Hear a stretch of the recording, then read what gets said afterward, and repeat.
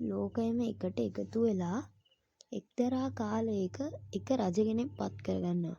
ඔහු තමයි මහා සම්මත මංරජු. මොහු රජ කරේ නූතන ප්‍රජාතන්ත්‍රවාදයට අනුව.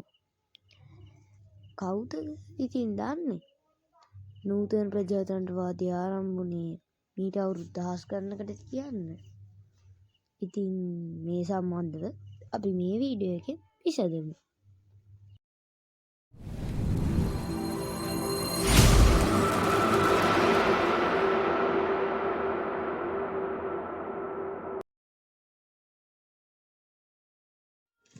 ඉතින් මේ බුදුදහමේ සඳහන් වන ආකාරයට ඉස්සර කියන ලෝකෙ ඉඳලා ආපු ජීවීන් මේ පොළොවට ආස වෙලා නූතන මානවය ඇති වුණා කියලා තමයි සඳහන් වෙන්නේ.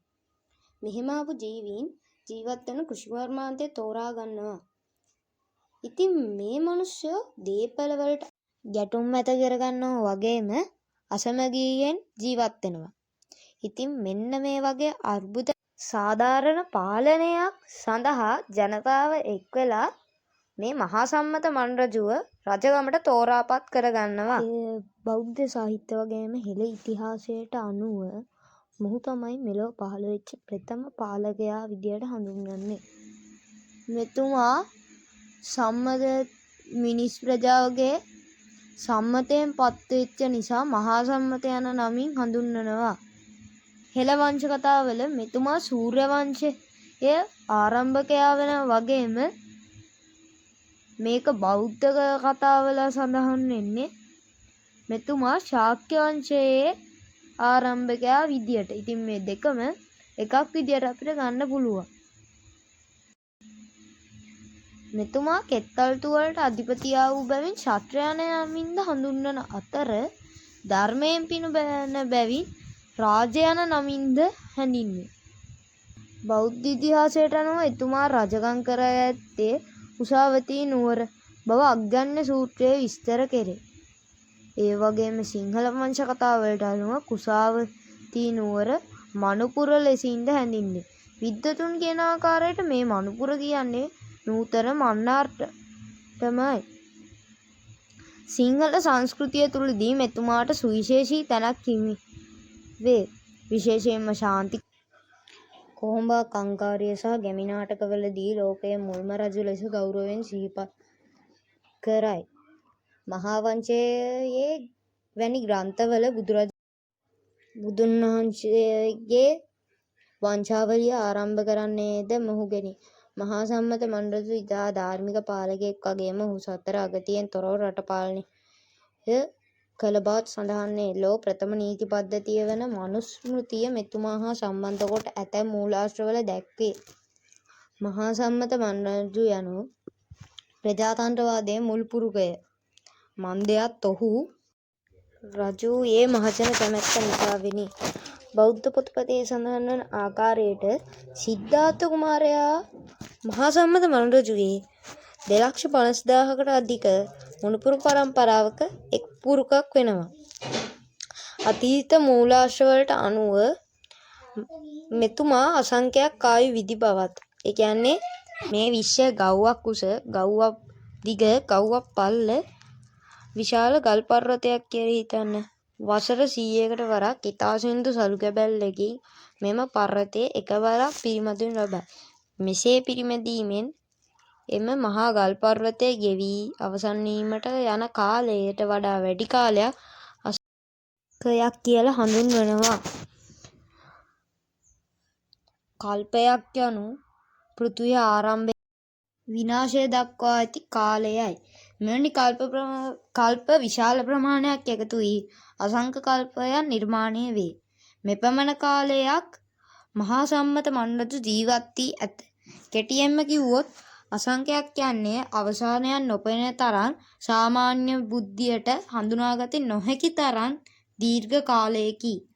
හරි, අපි ආයෙත් එමු. ඊටම දැඩි සදාචාරාත්මක නීති පද්ධතියක් මේ මහා සම්මත මංරජතුමා කාලේ පැවතිලා තියෙනවා. ලොව පළමු රාජ්‍ය පාලන චාරිත්‍ර කළේ මෙතුමාගේ කාලයේ දීය.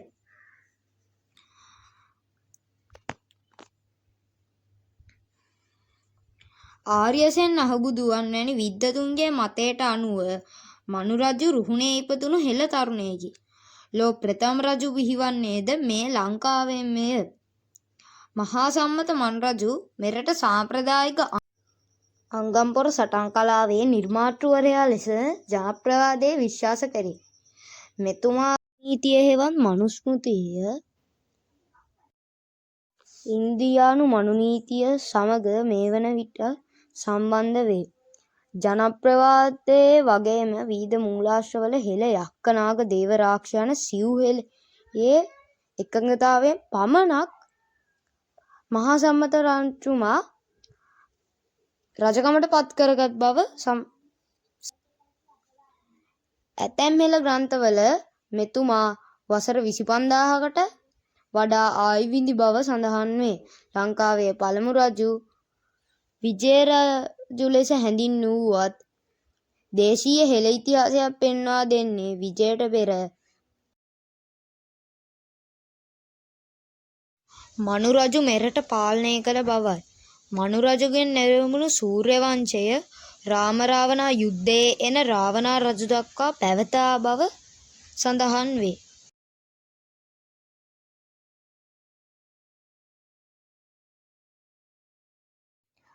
මහා සම්මත මන් රජතුමාගේ බිසව වුණේ මැණික්පාලි බිසවයි.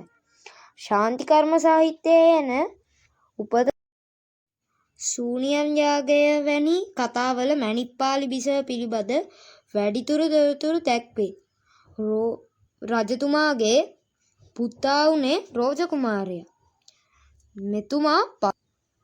මෙතුමාගෙන් පසුව රෝජ කුමරු රජකමට පත් වුණා. මහා වංශයේ හා පූජාවලියේ ඒ ගැන වැඩිදුර විස්තර සඳහන් වෙනවා. මහා සම්මත මන් රජු පිළිබඳ තොරතුරු ප්‍රධාන වශයෙන් දීඝනිකායේ අග්ගන්න සූත්‍රයේ හා මහා වංශයේ සහ රාජාවලියේ දැක්වේ. උන්වහන්සේගෙන් ආරම්භ වූ සූර්ය වංශයේ සමහරක් මූලාශ්‍රවල ඉක්ෂ්වාකු වංශය ලෙස හැඳින්වේ. එංගලන්තයෙන් නිර්මාණය කර දුන් අවුරුදු 2500කට නොඅඩු අපේ ඉතිහාසය යන පදනමින් ක්‍රියා කරන ඉතිහාසඥයන්ගේ මතය නම් කුසාවතී නුවර, දඹදිව කුසිනාරාව නුවර ලෙස සූර්ය වංශයේ මහා සම්මත මන් රජු රෝජ, වරරෝජ, කල්යාණ, වරකල්යාණ කියලා මෙම් පරම්පරාව ඉදිරියට ගිහිල්ලා තියෙනවා. ඊට පස්සේ පානාද සුදස්සන හරහා ශාක්‍ය වංශය දක්වා මේක විහිදිරා ගිහිල්ලා තියෙනවා. ලංකාවේ මහා වංශය වැනි ඓතිහාසික ග්‍රන්ථවල සඳහන් වන පරිදි ලක්දිව මුල් රජවරුන්ද තමන්ගේ මහා සම්මත පරම්පරාවෙන් පැවතෙන බව ප්‍රකාශ කර ඇත. මෙතුමා දසරාජ ධර්මයේ පරිපූර්ණ අයෙකු විය. ඒ කියන්නේ රජු විසින් කළ යුතු උසස් ගුණාංගවල ආරම්භය මෙතනින් ඇරඹුණු බව පැවසේ. මෙතුමා වැටුපක් ලෙස අස්වැන්නෙන් භාගයක් ලබා ගැනීම නිසා නූතන බදු ක්‍රමය ආරම්භ විය. එම යුගයේ මිනිසුන් ආයු කාලය අති විශාලය. එම යුගයේ මිනිසුන්ගේ ශරීර ප්‍රමාණය සහ ශක්තිය වර්තමාන මිනිසුන්ට වඩා බෙහෙවින් වැඩි වූ බවත් ඔවුන්ගේ සිරුරින් ස්වාභාවික ආලෝකය විහිදුණු බවත් කියවේ. මහා සම්මත මන් රජතුමා වෙනුවෙන් ලොව ප්‍රථම රාජාභිෂේකය සිදු විය. මේ අවස්ථාවේ රාජ්‍යත්වයේ සංකේත ලෙස සැලකෙන විදනාව, මගුල්කඩුව, සෙත් කූඩය, ඌෂ්ණිෂය හෙවත් තොටුන්න සහ රන්මිරි වැනි සඟල මෙතුමාට ලැබිණි. මේවා පංච කකුධ භාණ්ඩ ලෙස හැඳින්වේ. රජු සිය වැසියන් පාලනය කිරීම සඳහා දානය, ප්‍රිය වචනය, අර්ථචර්යාව සහ සමානාත්මතා යන සතර සංග්‍රහ වස්තු උපයෝගී කර බව සඳහන් වේ. අග්ගන්න සූත්‍රයට අනුව සමාජයේ ශ්‍රම විභජනය හා පාලනය සඳහා කුල ක්‍රමය හඳුන්වා දීමටද මූලික වූයේ ද මහා සම්මත මන් රජුගේ පාලන කාලීය. ජනප්‍රවාදවලට අනුව ලොව පළමු රෝගය වැළඳුනේ මහා සම්මත මන් රජුගේ බිරිඳ වන මැණික්පාලි බිසවට ඇයගේ එම දෝෂය දුරු කිරීම සඳහා සිදු කළ ශාන්ති කර්ම වලින් ලකේය යාතු කර්මය කලාව ආරම්භ වූ බව විශ්වාස කෙරේ.